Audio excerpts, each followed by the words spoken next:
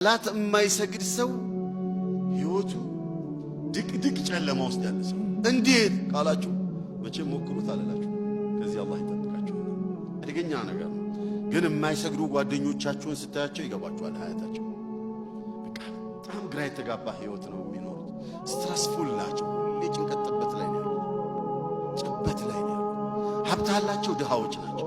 ጤናማዎች ናቸው፣ በሽተኞች ናቸው። ሁሌ ሀያታቸው በስጋት የተሞላ ሰላት የማይሰግዱ ሰው ثم قال ولا برهان እሱ ኢማን ስለመኖሩም ማሳያ የለንም። ካፊር ነው ብንል እንችላለን። ወላ ነጃተ يوم القيامه የቂያማ ለታ የመዳንም እድል የለውም። وكان يوم القيامه አደጋው ይሄ ነው። مع فرعون ከፊርዓውን ጋር ይሆናል። وقارون ከቃሩንም ጋር ይሆናል። وهامان ከሱም ጋር ይቀሰቀሳል። وأبي